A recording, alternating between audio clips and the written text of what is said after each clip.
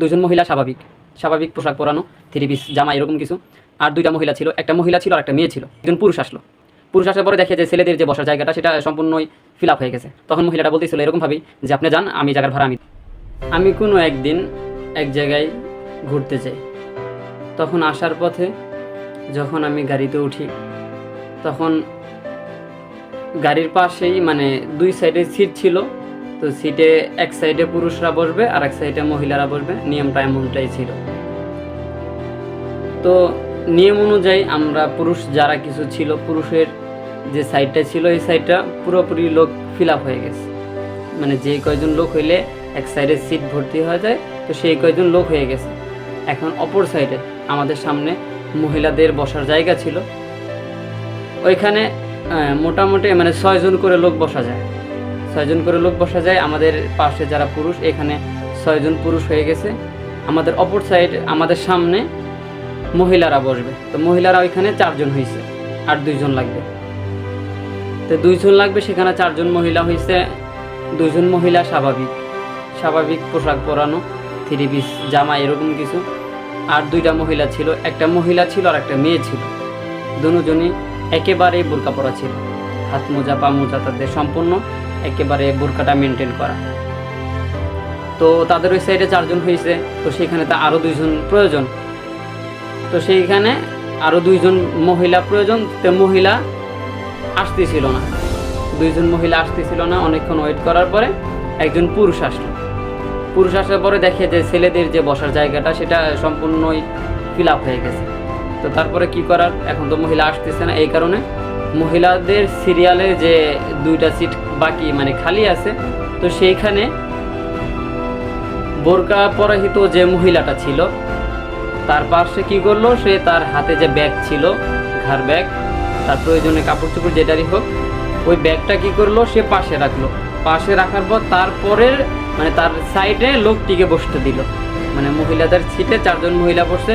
তারপরে বোরকা পরিহিত যে মহিলাটা ছিল উনি ব্যাগ রাখলো, ব্যাগের পরে পুরুষটাকে বসতে দিল। তারপরে এখন তো লোক ওই সাইডে 5 জন হইল।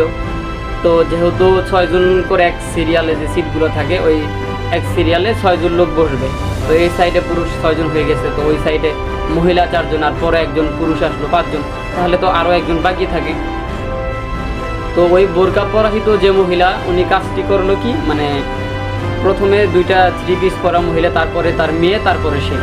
তো তারপরে সে কি করলো, তার হাতে যে ব্যাগটা ছিল এই সে খালি জায়গাটাতে সে ব্যাগ রাখছে। ব্যাগ রাখার পরে মানে ড্রাইভারকে বলা হচ্ছে যে এখন আপনি যাইতে পারেন। তখন ড্রাইভার বলতেছিল যে আরও তো একজন বাকি আছে। তখন মহিলাটা বলতেছিল এরকমভাবেই যে আপনি যান, আমি জায়গার ভাড়া আমি দিব। মানে শুধু সে ব্যাগটা রাখছে এখানে, সে ব্যাগ রাখে একজন লোকের ভাড়া দিব।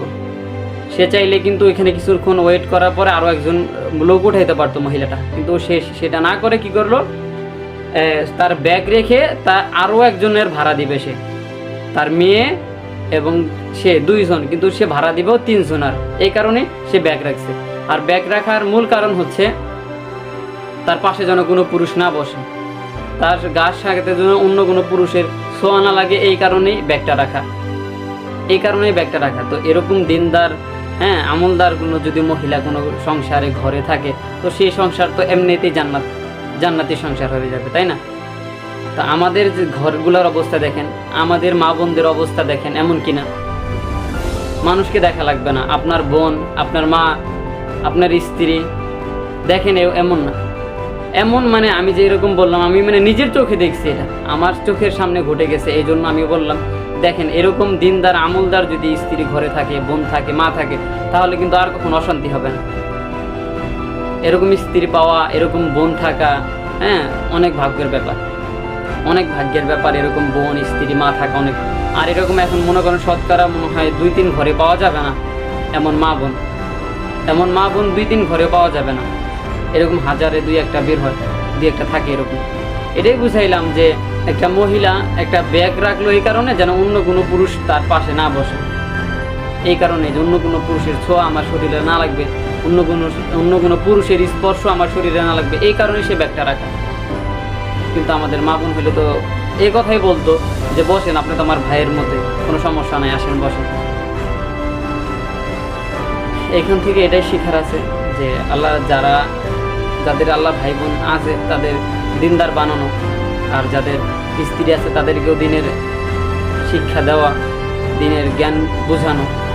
আর যাদের নাই তারা বেশি বেশি দোয়া করবে আল্লাহ যেন তাদেরকে সবাইকে যেন এরকম দিনদার আমলদার স্ত্রী দান করে। আর যাদের ঘরে মা বোন আছে তাদের জন্য দোয়া করবেন আল্লাহ যেন আমার মা বোনদেরকে এমন বানিয়ে দেয়।